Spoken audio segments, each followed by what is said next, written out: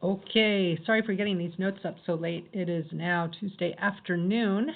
This is assignment number 76, taking notes on normal distribution and Z-scores. So notice I've kind of pre-written the notes for you, so you'll probably want to pause and copy this down, but I want to go over why I'm giving this to you and what it's all about. So when we talk about normal distributions, we can talk about, say, the heights of people of a given age, or we can talk about IQ scores, or all kinds of things. So as you saw in the video with all the little ball bearings falling through that maze, the distribution, you get a normal distribution of where the ball bearings land. So this is a really common occurrence of events naturally occurring in nature, where everything kind of regresses to the mean, where you have a mean value that ends up being the most common value, and then the farther you get away from the mean, the less and less values of that type. Okay, so I showed this to you before when I showed you these, like how in college courses that are graded on a curve, how they use the mean and the standard deviations to determine your score, and there's other situations of this. Okay, so the Z-scores is really important. Being able to convert a value in a distribution to a Z-score is really handy, because we can use this normal distribution of Z-scores to answer lots and lots of types of questions. So you can kind of think of this bell curve for Z-scores as being like the unit circle. So think about how we use the unit circle to help us solve trigonometric problems. You can think of the Z-score distribution here, normal distribution, to help us solve all kinds of probability problems. So if we have a value and we know the mean of the data set and we know the standard deviation of the data set, we can convert any value into a Z-score.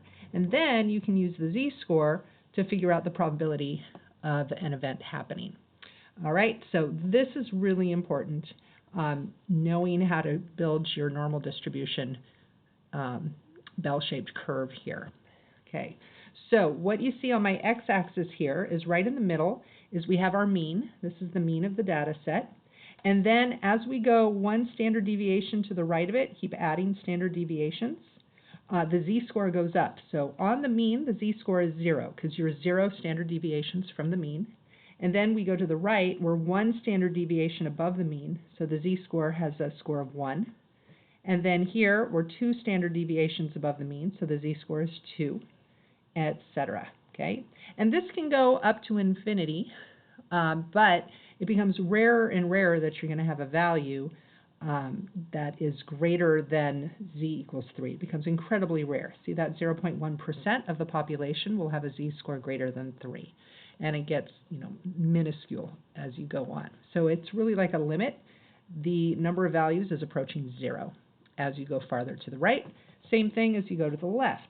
So if I go 1 standard deviation below the mean, we say it has a Z-score of -1. 2 standard deviations below the mean has a Z-score of -2, etc. Oops, I didn't put a negative on my 3 here. That's -3. And I didn't put one on my 4. That's -4. Okay, so now the area of this normal curve, when you are doing normal distribution of Z-scores, the area underneath the curve is defined to be 1. It's 1 unit. So, oops, you can't see that what I'm pointing at. So the area under this normal curve, based on our Z-scores, is 1 unit. So all of this area added together, it's going to add up to exactly 1. And so then we can break it up into how much area is there between the mean and each Z-score, or between each Z-score. And how do we do this? I showed you yesterday that you actually, how do we get any area under a curve? We get the area under the curve by using calculus. And now I seem to have misplaced my equation. There it is. Okay, so the area underneath the curve, if these are your Z-scores, the area underneath the curve is given as this. Okay, and actually these don't have to even be your Z-scores, because notice the equation here has the mean and the standard deviation. But x minus mean divided by standard deviation, this is Z-score. Oh, what do you know? Okay, so that is Z-score. And for standard deviation of a Z-score, the standard deviation would just be 1. So if we're talking about the area underneath the normal curve of Z-scores, this actually simplifies out. This formula gets a little simpler. Okay, so how do we find area under the curve?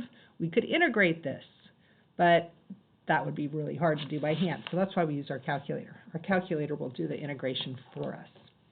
Okay, so these values, though, are really important to generally know these values because normal distribution comes up all over the place, especially in the biological sciences. And I know we have a lot of people who are interested in majoring in the biological sciences. A lot of things that happen in biology are dictated by a normal curve distribution. So this is super important. So just like we memorized the unit circle, it's a good idea to memorize your normal distribution, okay, and to understand that it's about 34%, about 14, 14, 2, 2, and then less than 1, going off to the sides. Okay, and then all of the probabilities, including the ones that I didn't draw way out here to the side, have to add up to exactly 1. Okay, all the probabilities add up to 1. And the area underneath this curve, if it's a Z-score curve based on Z-scores, adds up to 1. The area is 1. Okay, so what did I write down here? All right, so here's the Z-score. The Z-score of a value measures the number of standard deviations that X is from the mean. Okay, so we can take a normal distribution where the mean is, say, if we're talking about like the mean height of people in our class. I can't remember, what did we get for, oh no, for our class we did the mean number of months, right? I can't remember what we got, how many months old you guys were, like 168 months or something like that. So the mean was like 168, and then the standard deviation was whatever it was. Okay, we could create a normal distribution for that. And obviously the mean wouldn't have been 0, it would have been whatever the mean was. But we can translate any data, any set of data, into a Z-score. How many standard deviations is a value away from the mean? And then we can use this, just like we use our unit circle, we can use this graphic to help us answer questions. Okay, so the area under this normal curve, okay, for my Z-scores is 1 unit and represents 100% of all events. Therefore, the probability of events between 2 Z-scores is equal to the area under the curve between the given scores. Okay, so we're going to look at an example of this. Okay, so again, you can kind of think about this distribution with Z-scores as being like our unit circle. We can use our unit circle to solve all kinds of problems, and we can use this normal curve distribution with Z-scores to solve all kinds of problems, because we can convert any value, as long as we know the mean and the standard deviation, we can change it to a Z-score. And tomorrow you'll find we can go the other way too. If we know the Z-score, we can figure out stuff about the data. All right, so here's my first example. What is the probability of an event between a Z-score of -1 and a Z-score of 2? We're actually going to do this without a calculator. So I made a little sketch of my normal distribution. So here is my mean. And then Z equals -1 means it's 1 standard deviation to the left. So that would be right here. And then Z equals 2 is 2 standard deviations to the right. So 1, 2 standard deviations to the right. Remember, the standard deviation is the same width each time. So right here. And I want to know the probability. Well, the probability is equal to the area underneath here. So I want to know this area, and this area, and this area. That's all the area underneath the curve from Z equals -1 to Z equals 2. Well, I can use my normal curve distribution. I can use, kind of like I could use my unit circle, right? When we're trying to find values on a unit circle that are like pi, pi over 2, pi over 3, pi over 6, certain Z-scores, we can just use this to help us get our answers, right? So I can now add these areas together. So I know the area for this one, if I look back at my normal curve distribution, it's 34.1. So this one has an area of 34.1. This one has an area of 34.1, and this one has an area of 13.6. So what is the probability of an event between z equals -1 and 2?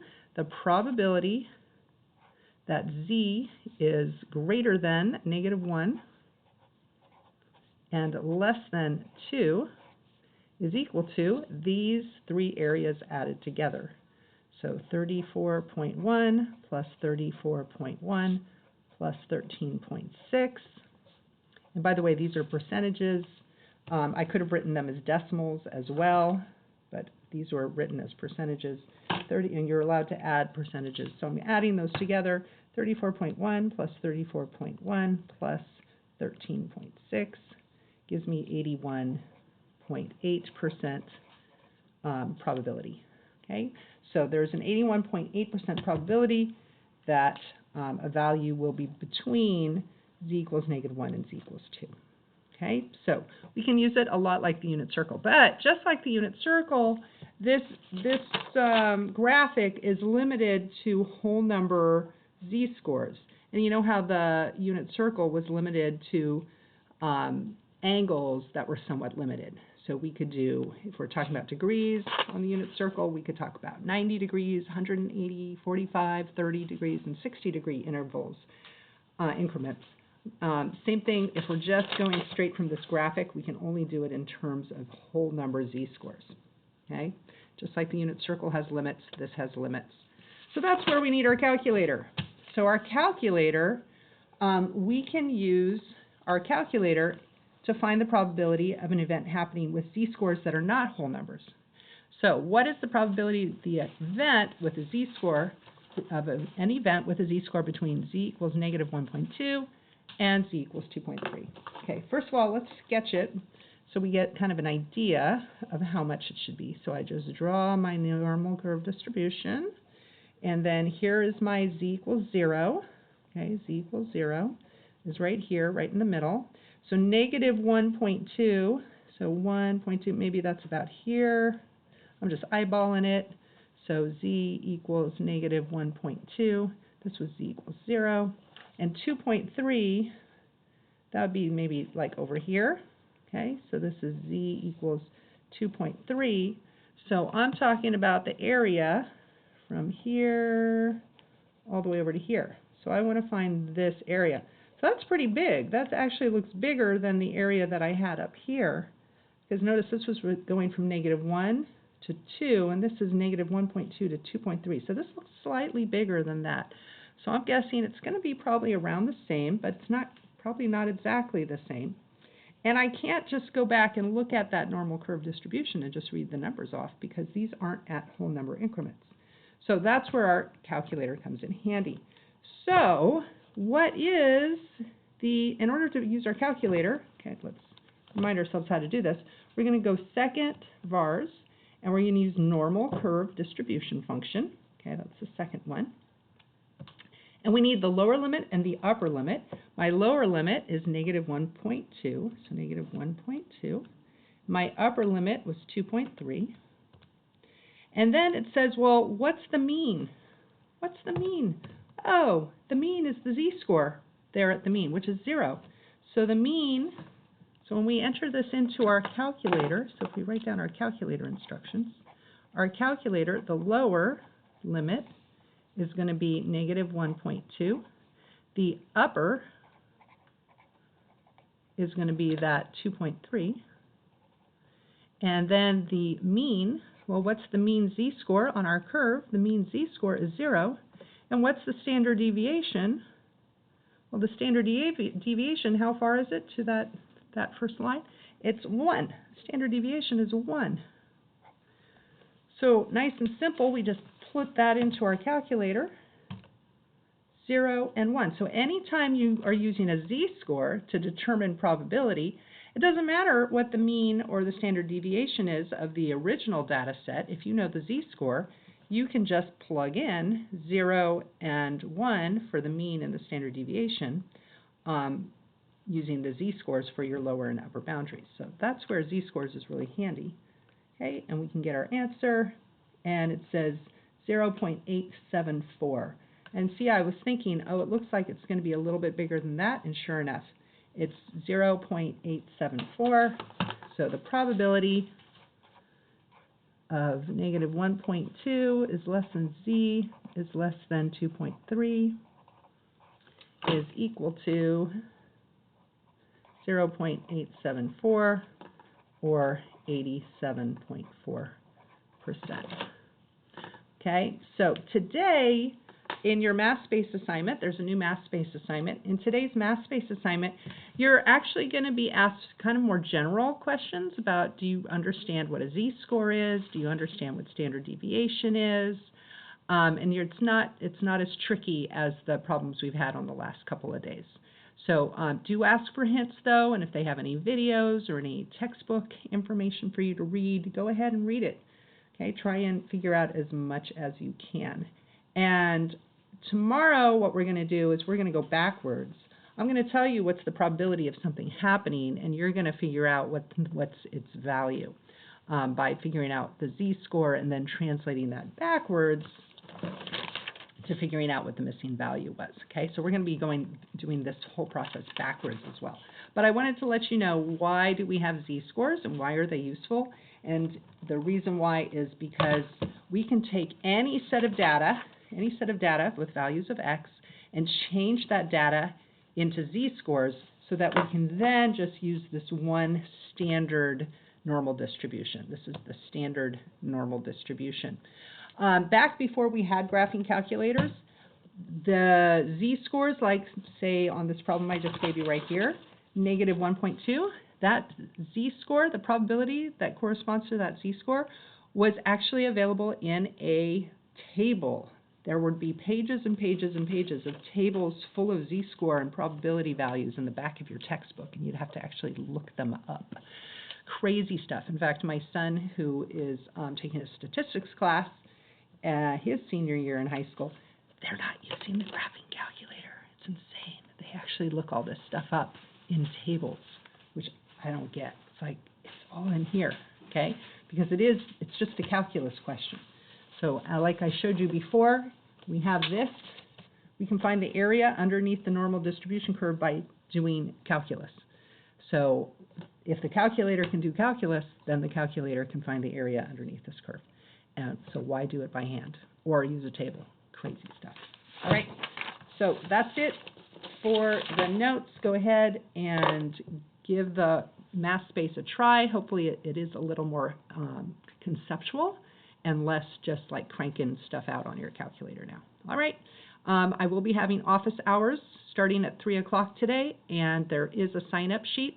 Some people have already signed up for appointments, so go check out the sign-up sheet, and I will have office hours again on Thursday if you need it. All right, talk to you soon. Bye-bye.